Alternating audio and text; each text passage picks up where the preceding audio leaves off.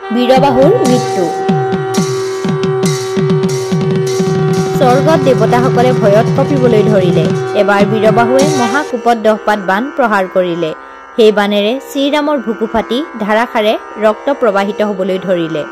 ৰামচন্দ্ৰৰ জুলুকে জুলুকে তেজ ওলাবলৈ ধৰিলে। দুখ সম্বৰণ কৰি মাটিৰ পৰা উঠি ৰামে পুনৰ বাণ জুৰিলে। বীৰবাহুৰ ধনুখন কাটিবলৈ বিচাৰি তীক্ষ্ণ বাণ মাৰিলে। ধনুখনত খুন্দা খাই এফালে পৰি গ'ল।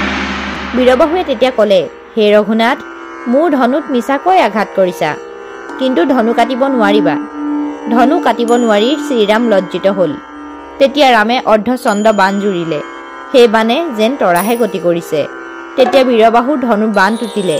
মনেৰে চিন্তা কৰিলে, আজি মোৰ নিস্তাৰ নাই। ধনুৰ বাণ যেতিয়া কটা গ'ল, অৱশ্যেই মোৰ মৰণ হ'ব। সেই বুলি বীৰে আৰু অন্য ধনু লৈ খৰজাল বাণ মাৰিলে। সেই বাণে ৰামক আঘাত কৰিলে। শ্ৰীৰামে তেতিয়া ঐখিক বাণ এৰিলে। সেই বাণে ৰাক্ষসৰ বাণ কাটি পেলালে।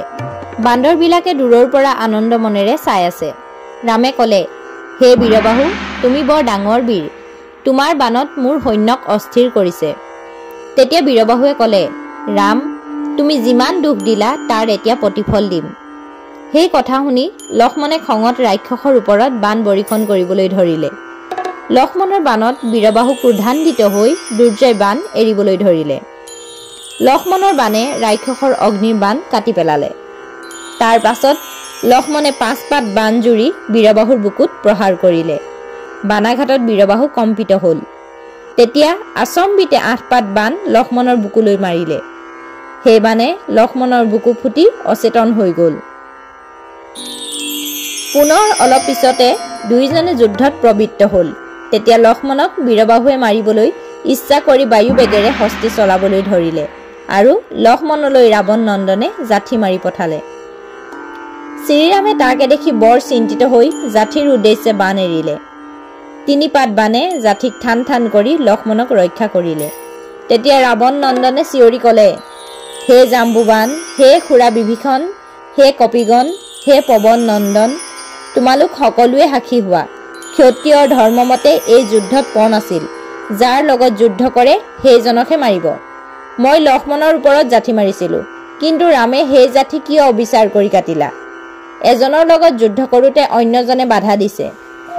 ধৰ্মশাস্ত্ৰত তাক বীৰ বুলি কোৱা নহয়। তেতিয়া শ্ৰীৰামে ক'লে, হে ৰাৱণ নন্দন, তুমি শুনাচোন, লক্ষ্মণ আৰু মোক কোনে ভেদ বুলি ভাবে? বীৰবাহুৱে ক'লে, হে ৰাম, মই সেইটো জানো।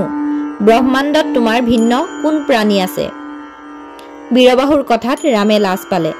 পুনৰ দুয়োজনে যুদ্ধ আৰম্ভ কৰিলে। আকাশ জুৰি দুয়োজনে বাণ এৰিবলৈ ধৰিলে। 10 পাত বাণ ৰঘুনাথে জুৰিলে। সেই বাণে গৈ বীৰবাহুৰ বুকু ফুটি অচেতন হৈ গ'ল। বীৰবাহু কোনো ৰকম হাতীত উঠি আকাশ মাৰ্গ পালেগৈ। তেতিয়া লক্ষ্মণে হাত জোৰকৈ ৰামক ক'লে, হে প্ৰভু, মই এটা কথা কওঁ, বীৰবাহুক ব্ৰহ্ম অস্ত্ৰ মাৰি বধ কৰা। ৰামে ক'লে, হে লক্ষ্মণ, ই মহাবীৰ ৰাক্ষস। ধৰ্মত বৰ ডাঙৰ ধাৰ্মিক, সুবুদ্ধি, সুধীৰ।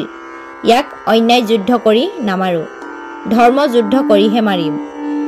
কিছু সময়ৰ পিছতে বীৰে সচেতন হৈ ক'বলৈ ধৰিলে, আহাচোন, পুনৰ ৰণলৈ আহা। হে ৰঘুবৰ, বুজিলোঁ তুমি এজন বীৰ। এই বুলি বাওঁ হাতেৰে ধনু ধৰিলে।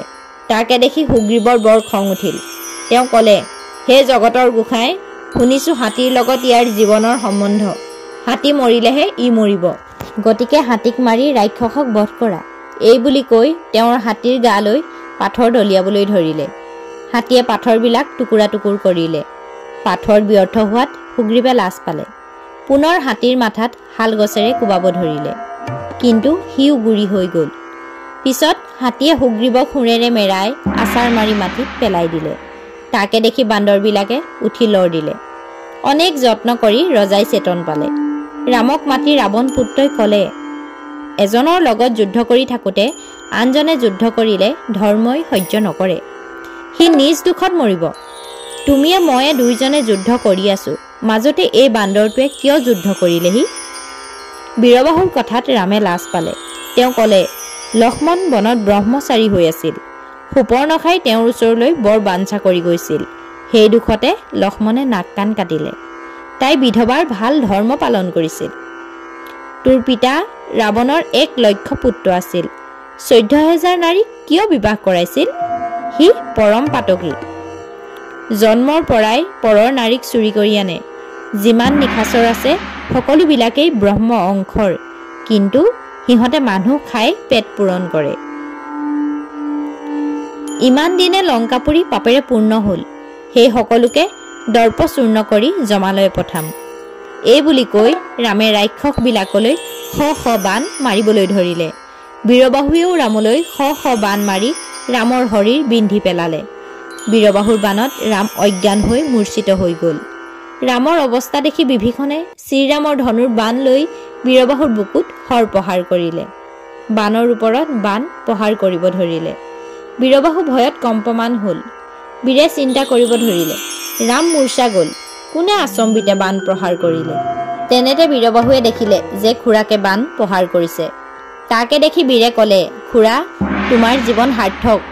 তুমিয়েই একমাত্ৰ বংশৰ চূড়ামণি। দেৱদিশ গুৰু ভক্তৰ বুদ্ধিত বিচক্ষণ। কুলত যদি এজনো বিষ্ণু ভকত হয় তেন্তে তেওঁৰ সকলো পুৰুষে দিব্যগতি লাভ কৰে।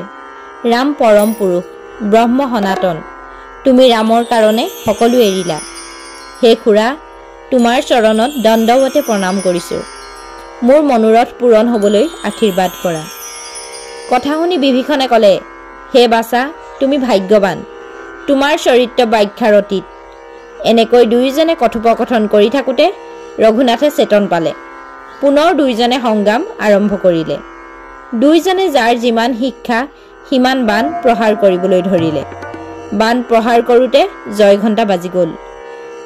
দুয়োজনে ইমানেই বাণ প্ৰহাৰ কৰিব ধৰিলে যে লংকাপুৰী বাণেৰে অন্ধকাৰ হ'ল। কাকো কোনেও চিনিব নোৱাৰা হ'ল। শেষত বীৰবাহুৱে যি হৰ ব্ৰহ্মাৰ পৰা লাভ কৰিছিল সেই বাণ ৰামক প্ৰহাৰ কৰিলে। মন্ত্ৰৰ দ্বাৰা সেই বাণ ভয়ংকৰ হ'ল। মহা তেজেৰে সেই বাণ ৰামৰ ওপৰত প্ৰহাৰ কৰিলে। বিপৰীত ব্ৰহ্ম বাণ সন্মুখত দেখি ৰামেও তীক্ষ্ণ বাণ জুৰিলে। ৰাক্ষসৰ বাণত ৰামৰ বাণ ব্যৰ্থ হ'ল। ৰঘুনাথে দেখি আচৰিত হ'ল। পুৰন্দৰে সেই অস্ত্ৰৰ তেজ দেখি পৱনক ক'লে, হে পৱন, হৰভংগ মুনিৰ ওচৰত যি হৰ ৰামে পাইছিল সেই হৰ প্ৰহাৰ কৰিবলৈ কোৱা। কথাৰ লগে লগেই পৱনে ৰামক গৈ কাণে কাণে সেই কথা ক'লেগৈ। কথা শুনাৰ লগে লগে ৰামৰ সেই বাণলৈ মনত পৰিল। অতি শীঘ্ৰে তোনৰ পৰা সেই অস্ত্ৰ লৈ মন্ত্ৰ স্মৰণ কৰি ধনু জুৰিলে। লগে লগে অস্ত্ৰৰ মুখত ব্ৰহ্ম অগ্নি প্ৰজ্বলিত হ'ল। কোপত কম্পমান হৈ ৰঘুবৰে সেই বাণ প্ৰহাৰ কৰিলে। বাণৰ প্ৰতাপত পৃথিৱী ঘনে ঘনে কঁপিবলৈ ধৰিলে। শ্ৰীৰামৰ বাণেৰে ৰাক্ষসৰ ব্ৰহ্ম অস্ত্ৰ হেলাৰঙে কাটিবলৈ ধৰিলে। পুনৰ শ্ৰীৰামৰ বাণ গৰ্জি উঠি গজেন্দ্ৰৰ মুণ্ড পৃথিৱীত পৰিল। ভয়ংকৰ গজবৰ এনেভাৱে পৃথিৱীত পৰিলে যেন ভয়ংকৰ পৰ্বতহে পৃথিৱীত পৰিলে। এঠাইত মুণ্ড পৰিলে, এঠাইত স্কন্ধ পৰিলে। বীৰবাহুৱে তেতিয়া লাভ দি মাটিত পৰিল। শ্ৰীৰামে পুনৰ কোপমনে পুনৰ পঞ্চ বাণ মাৰি বীৰবাহুৰ ব্ৰহ্ম অস্ত্ৰ কাটি থান থান কৰিলে। বীৰবাহুৱে তেতিয়া জোৰ হাতেৰে ক'বলৈ ধৰিলে, হে ৰাম, মই বুজিলোঁ তুমি বিষ্ণু অৱতাৰ, অগতিৰ গতি, সংসাৰৰ সাৰ। এই অধীনৰ এইটোৱেই শ্ৰীচৰণত নিবেদন যেন মোক বৈষ্ণৱ অস্ত্ৰেৰে নিধন কৰা। বীৰবাহুৰ কথা শুনি কমল লোচন ৰাম বিষাদিত হ'ল। বীৰবাহুক নামাৰিলে ৰাৱণ বধ নহয়, এই চিন্তি ৰামৰ বেজাৰ লাগিল। দুৰ্জয় বৈষ্ণৱ অস্ত্ৰ ধনুত জুৰি বাণ এৰি দিলে। বিষ্ণু অৱতাৰ ৰামৰ বৈষ্ণৱ বাণেৰে জগত পোহৰাই দিলে। বৈষ্ণৱ বাণৰ কথা কি ক'ম, ই অব্যৰ্থ। মুকুটৰ সৈতে বীৰবাহুৰ মাথা কাটি গ'ল। মুণ্ড পৃথিৱীত পৰি ৰাম ৰাম ক'বলৈ ধৰিলে। বিভীষণে সেই কটা মুণ্ডটো শ্ৰীৰামৰ পদতলত দিলেহি। বিষ্ণু অস্ত্ৰৰ দ্বাৰা বীৰবাহু মুক্ত হ'ল। শ্ৰীৰামৰ চৰণত লাগি জ্যোতিষ্মান হ'ল। শ্ৰীৰাম, লক্ষ্মণ, হনুমান, বিভীষণ এই চাৰিজনে দেখিলে, আনে নেদেখিলে। ৰণত জয় হৈ ৰাম লক্ষ্মণে কুলাকুলি কৰিলে। বাকী কপিবিলাকে ৰাম জয় বুলি উচ্চস্বৰে ডাক দিলে। ৰামে বিভীষণক সুধিলে, হে বিভীষণ, তুমি কোৱাচোন এনেকুৱা আৰু কিমান বীৰ আছে? তেওঁ ক'লে, হে প্ৰভু, এনে বীৰ আৰু বেছি নাই। ৰাৱণ আৰু ৰাৱণৰ পুত্ৰ ইন্দ্ৰজিতহে আছে।